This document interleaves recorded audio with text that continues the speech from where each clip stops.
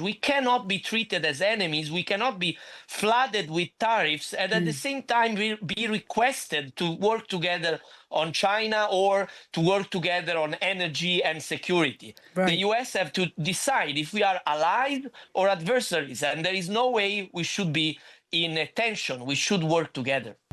Well, now, President Trump has announced that the baseline 10% tariffs will remain in place as countries reportedly queue up to secure trade deals with the US.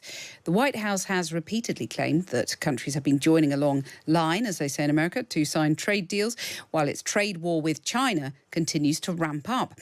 Meanwhile, Prime Minister Giorgia Meloni of Italy met Donald Trump in the Oval Office, and writing on Truth Social this morning, he said that the visit was great and that she loves her country, and the impression she left on everyone was, in capital letters, fantastic.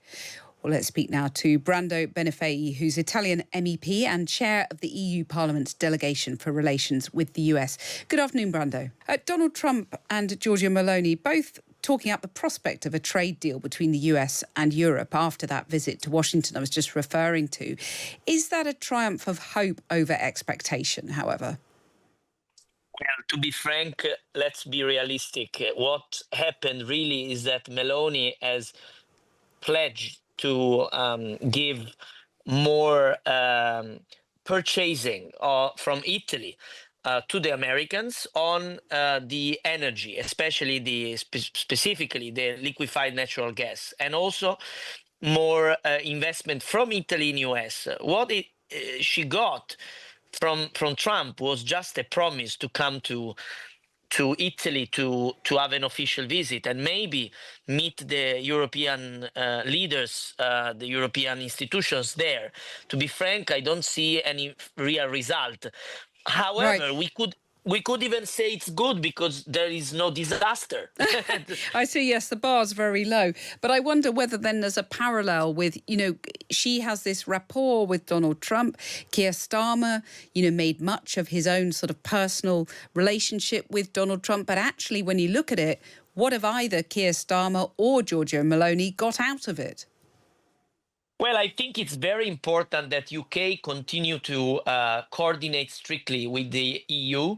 This is what is happening today on the difficult tension ongoing with the US regarding security threats. So, for example, the situation with Russia and Ukraine, but also on the trade issues. And I think that would make us stronger, that UK stays coordinated with the EU in terms of what we can negotiate with the US. You sound a little bit nervous about that because, of course, the UK is pushing for its own deal with the US. Do you worry then that the UK might dilute, for example, its food standards in order to get a US deal across the line? In other words, that it's going to have to pick the US over the EU? I'm sure that the majority of citizens of UK and those that support the government have been they are wary of something like this. They do not want to lower standards. So I'm sure that we will be united in saying that we are ready to negotiate on tariffs, but not lose consumer protections or legislation that is made to have some order and some laws are being applied also online. There is a lot of pressure about the digital legislation. I'm convinced that UK and EU can be, I don't say exactly on the same position on everything, but they can be coordinated. We would be stronger. And the same goes by talking with Canada. Right. What about joining a customs union? Well, I would be happy about that. I think we would be better, both of us, but that's up to the British people. Repealing Brexit. I mean, what are the consequences then if 20% tariffs return for Europe after this pause that Donald Trump pressed? How bad is that? Well, if that happens, this means there is no deal. a language you know very well. So in this case of no deal, which again sounds familiar Yeah.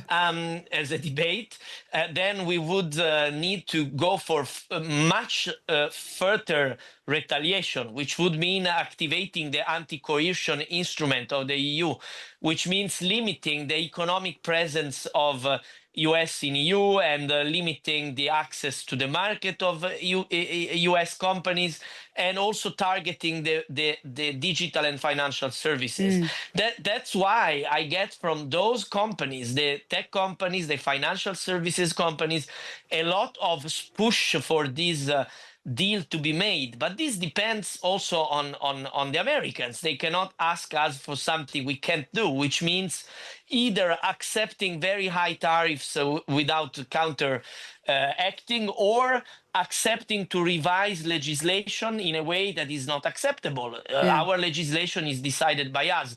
So there must be some rationality. And I hope that the business community of the US, which I found extremely worried when I traveled to Washington in the past days, just a few days from now, they will do their push to make the administration act in a constructive way to find a deal. Right. Well, just briefly, if you would, and finally on that trip that you just made to Washington, D.C., a lot of people around Europe and the UK have watched aghast, really, as Donald Trump has overturned the global world order. And yet congressmen and women have not sort of stood up to him or attempted to apply checks and balances.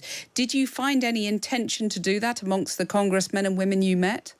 Yeah, my impression is that until now there was a more of a wait and see approach, and also the idea that this was all a big negotiating technique. This comes also from the Republican side.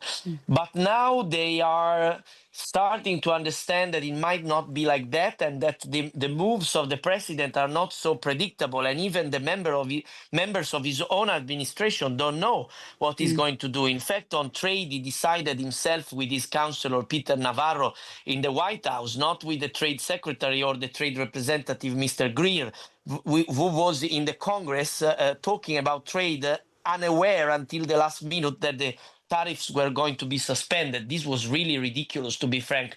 So they are worried that in the end the strategy might be different, and then if it's a long-term commercial war with EU, maybe to pressure us on China, I'm not sure this will really work. And in fact, we should constructively discuss about how to work together on containing China on some issues. Maybe not on everything we will be agreeing, but we should work like that. But we sent a clear message. We cannot be treated as enemies. We cannot be flooded with tariffs and at the same time be requested to work together on China or to work together on energy and security. Right. The US have to decide if we are allies or adversaries, and there is no way we should be in a tension. We should work together.